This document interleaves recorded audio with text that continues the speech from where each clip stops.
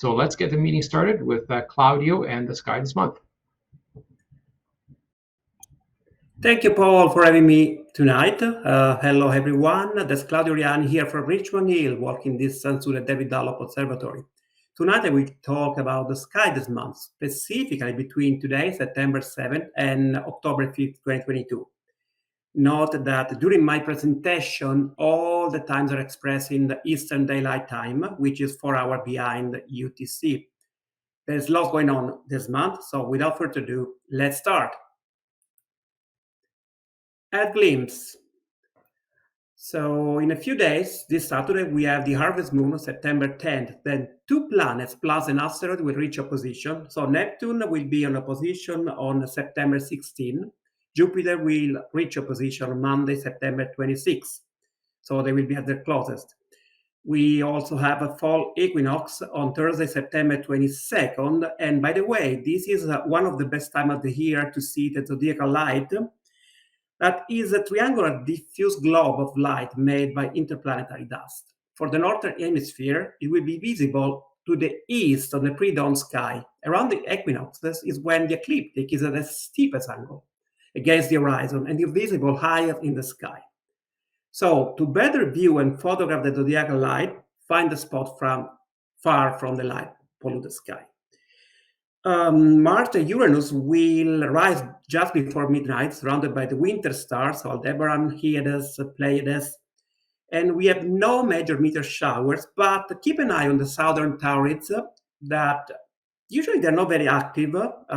They active between September and mid-November, but the good thing is that even though they have a peak of 5 meteors per hour, however, there is a high proportion of these meteors can be very bright fireballs.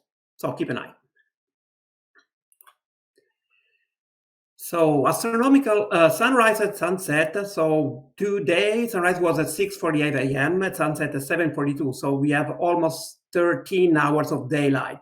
While October 5th, we only have 11 hours and 31 minutes of daylight. That means that the daylight is shortening by 1 hour and 23 minutes. Good news for astrophotographers.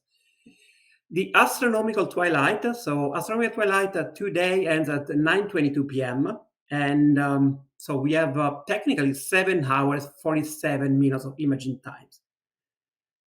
But on October 5th, the astronomical twilight ends at 8:26 p.m. and starts at 5:45 a.m. This means that we have 9 hours and 19 minutes of imaging time.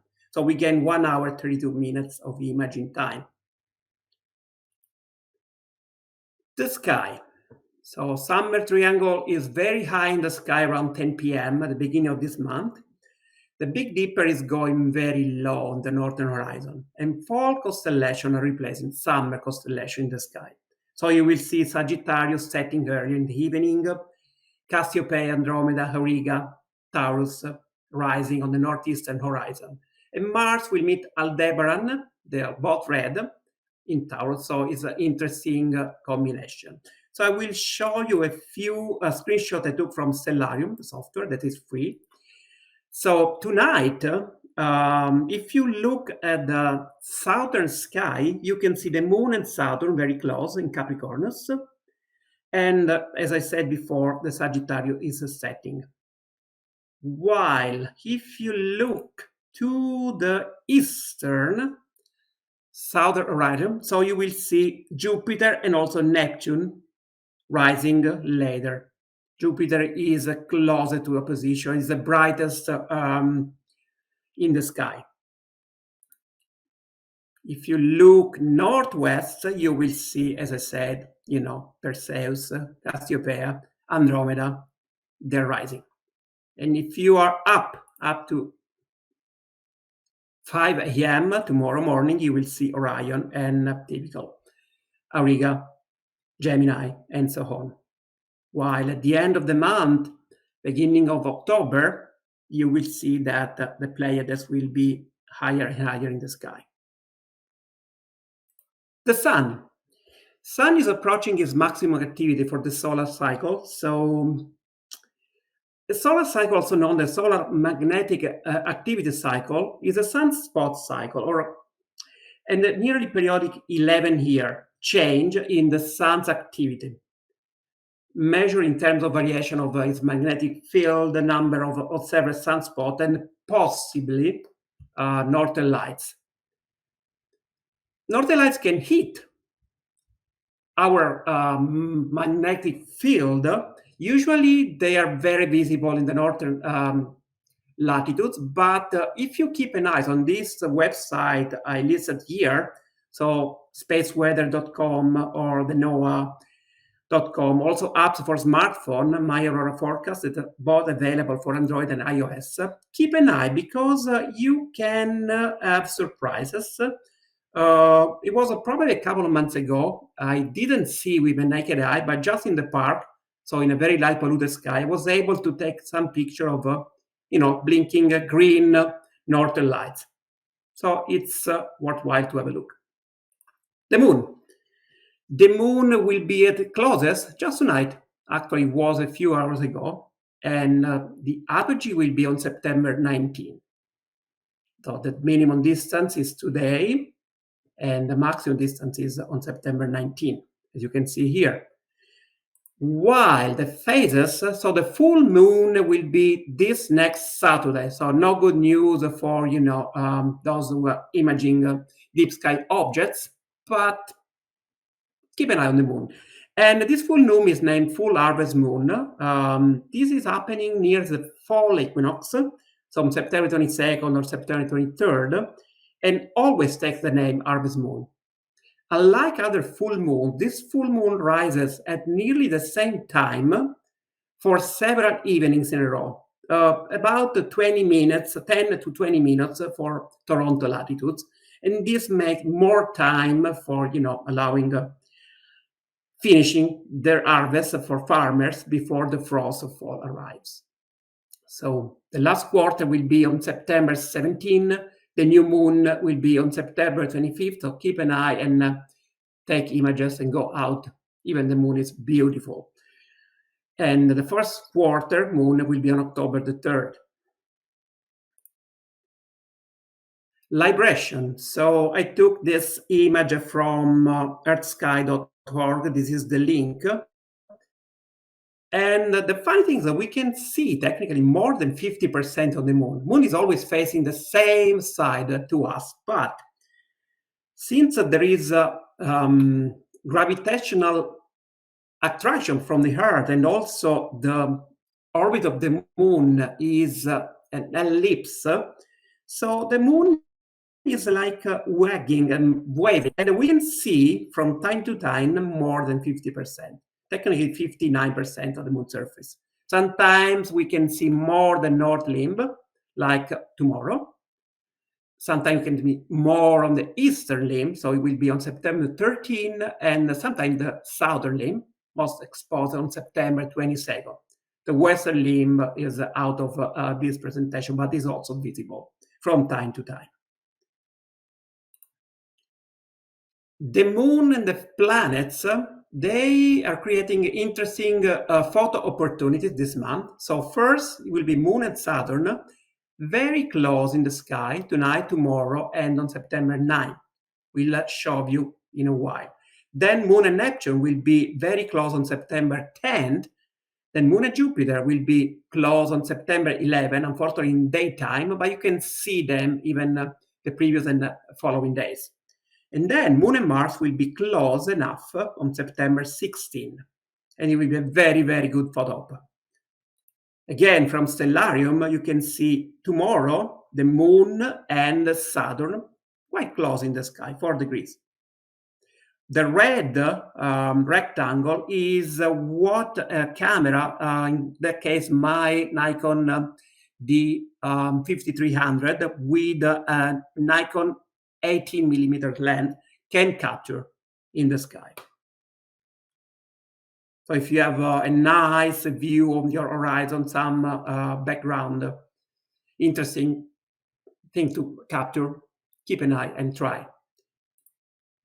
Then on Neptune, Jupiter on September 10, so the full moon will be positioned just 3 degrees below Neptune, and Jupiter will be on their left. On September 11, the moon again meets Jupiter and Neptune. If you see from the previous slide, you can see the moon is moving. This is happening around 10:15 p.m.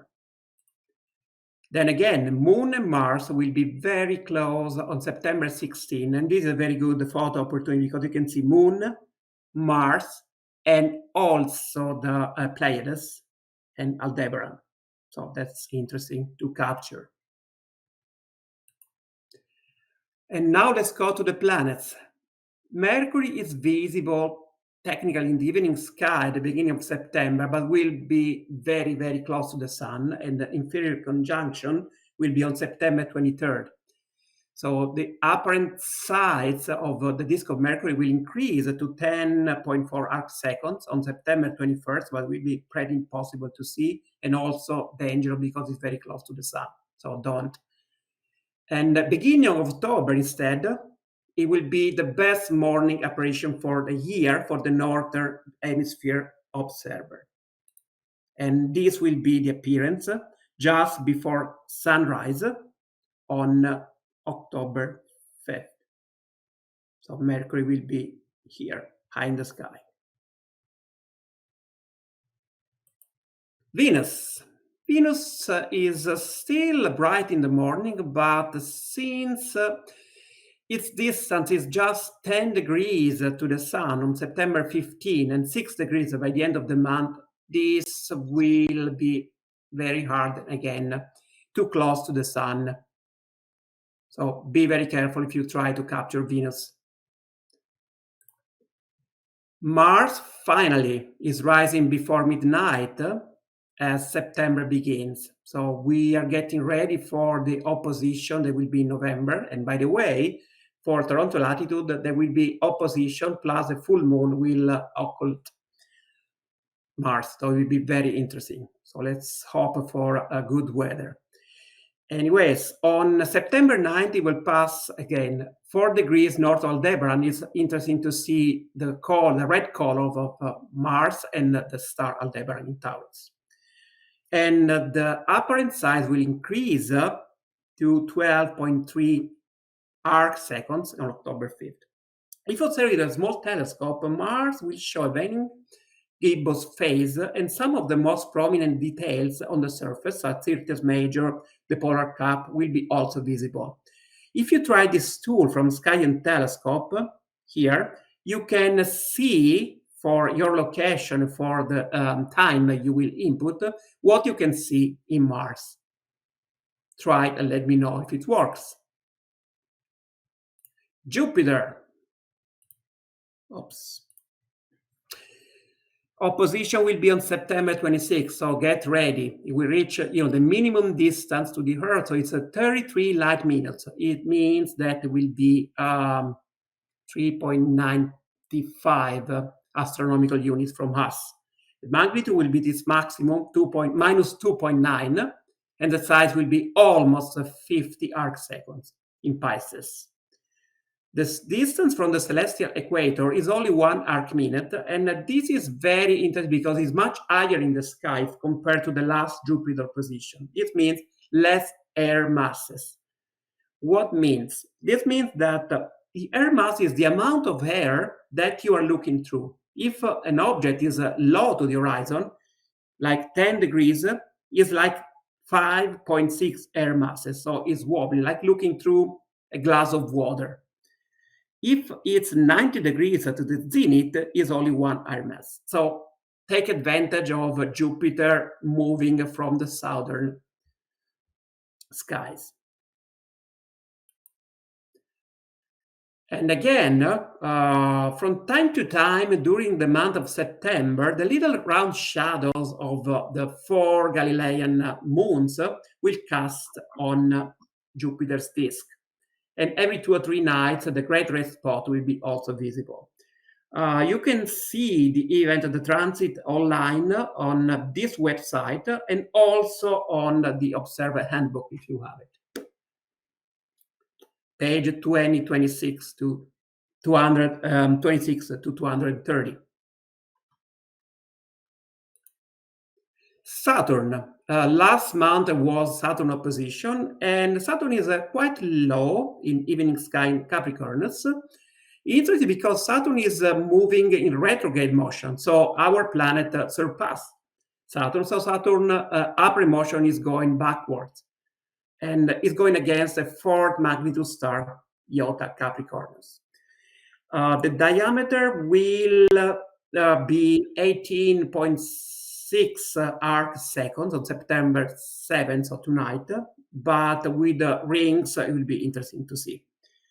The distance is 1.3 million kilometers. So we are looking always back in the past.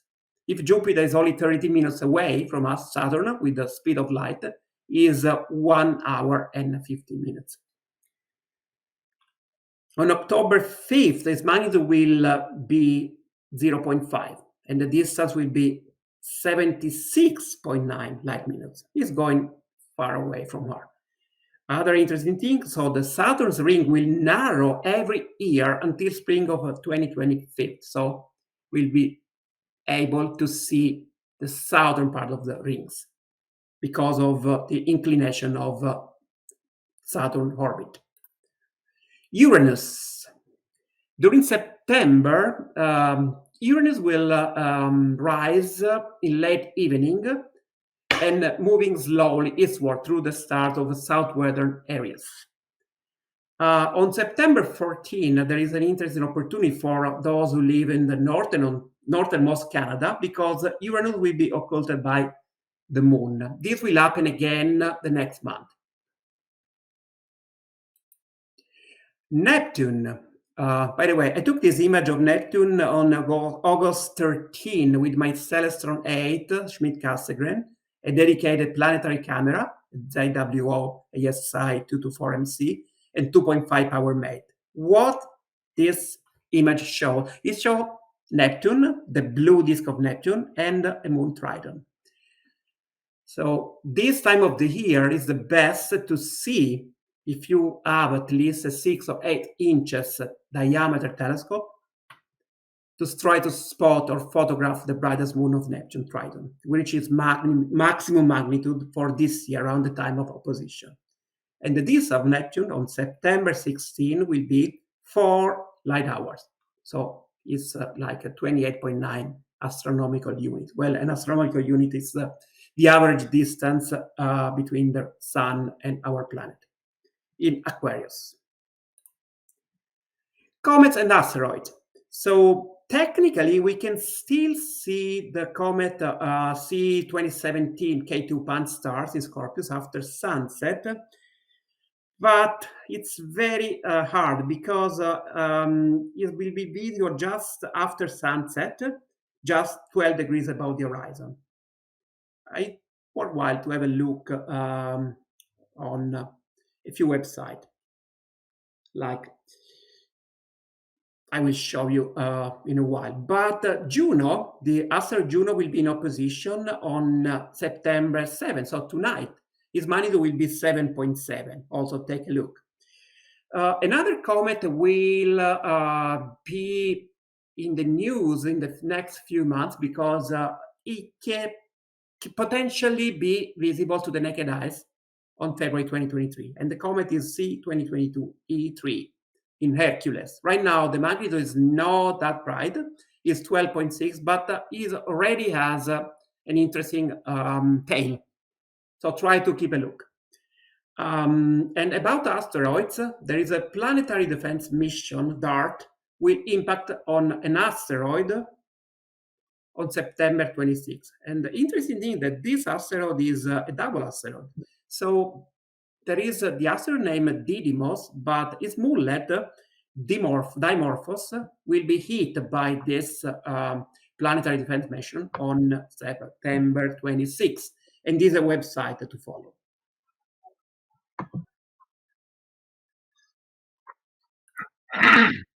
So this is the comet, C2017 K2 Pan-STARRS, tonight.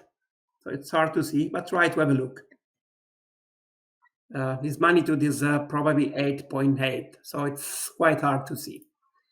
And this is the other comet. So the link I was mentioning before, you can see the new comets and also the bright comets is here on the bottom of this slide. astro.vanbuitenen.nl/new comets.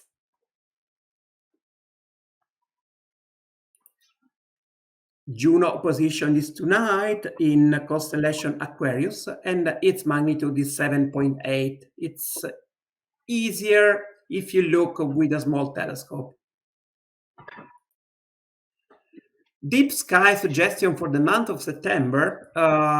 Again, I will take advantage of this object when they are higher in the sky, less air masses, and less affected by the atmospheric dispersion.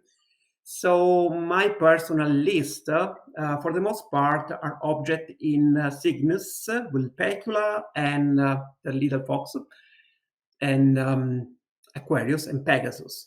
So they are Messier 27, the Dumbbell Nebula, the Crescent Nebula in Cygnus, the Veil Nebula, the North American Nebula, NGC 7000, and two beautiful globular clusters, Messier 2 and Messier 15 in Aquarius and in Pegasus.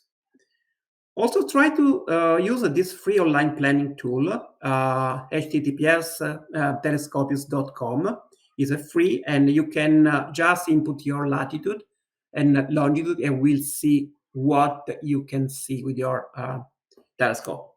You can decide whether to look at the galaxies, globular clusters, on open clusters, and so on.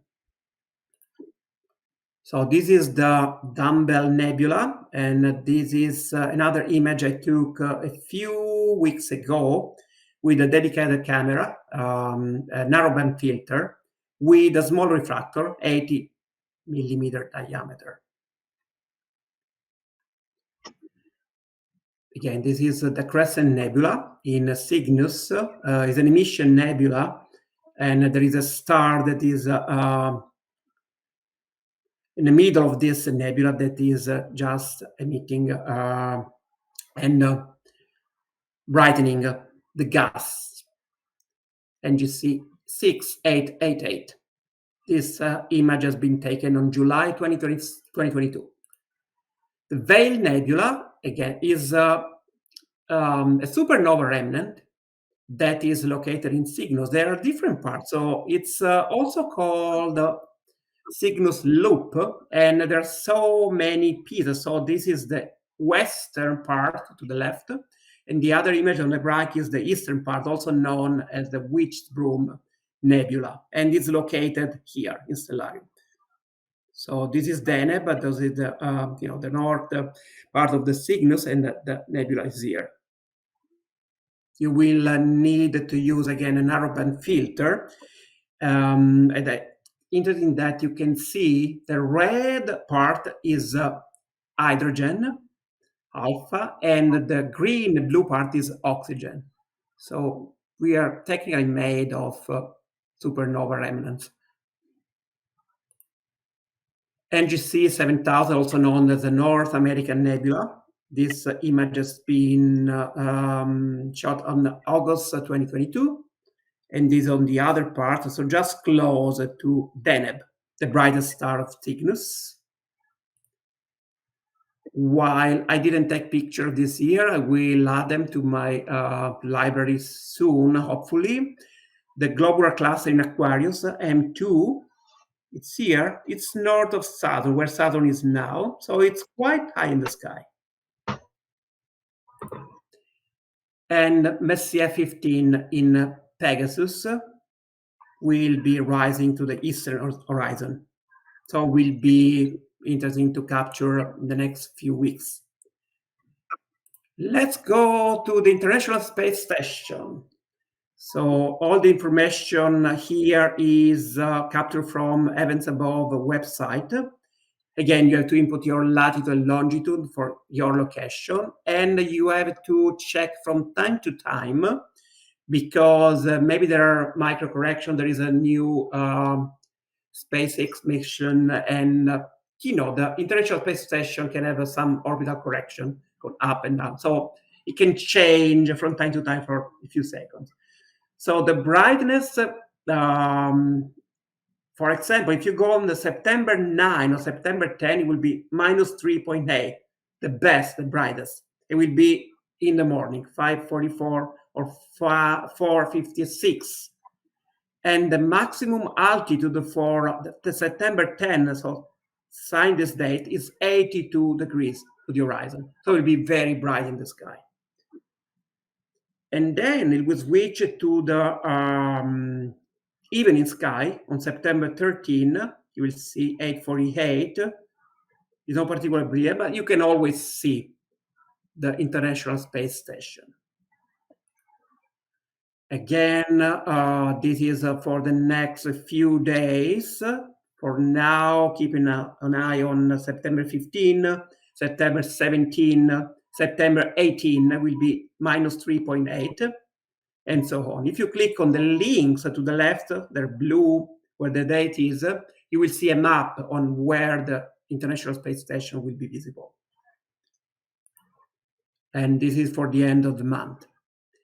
Also interesting to see this other website, transit-finder.com, when you can see from your location if the International Space Station or the Tiangong, the Chinese space station, will transit over the moon and the sun for your location. Obviously, never look directly at the sun. You will need a specific solar filter. For the moon, is better. What I see for my location, that potentially I can see the Tiangong transiting over the sun on September 12 and September 15. They're forecast for my location. Space exploration. There is lots going on here. So September 10, there is a Starlink. I don't like them particularly because they will, brighten the night sky. And when I'm taking a picture of, this sky object, I will see, trails of Starlink. But I understand that, for internet satellites, this is important. I will go rather to the Artemis 1. Probably this will be one of the questions I will be asked. So, as you know, there were 2 attempts and they were scrapped. So NASA teams decided to repair a seal between the mobile launcher and the rocket at NASA Kennedy's last launch pad, 39B. NASA is continuing to review options for the next launch attempt. However, to meet the current requirements by the Eastern Range for the certification of the flight termination system, as touch wood, NASA would need to roll the rocket and spacecraft back to the vehicle assembly building before the next launch attempt to reset the system batteries. So lots of going on. There were, engine cooling issues and a leak of hydrogen. There will be a few missions to the International Space Station. So September 21st, from Baikonur, there will be the Soyuz. And I believe there is also, again, this is another mission, the Starship from SpaceX. There will be to be defined. It can be September or it can be later this year. We don't know yet. So keep an eye. Anyways, there will be a Falcon 9 with other Starlink internet satellites. And on October 3rd, there will be a Falcon 9. The Crew 5 will reach the International Space Station. How did I get all this information? The website is here, spaceflightnow.com/launch-schedule. And that's pretty much it for me. If you have any questions, I'm here. Thank you very much, Claudio. You did a great job doing the sky this month, and I think I'll reach out to you for future presentations like this.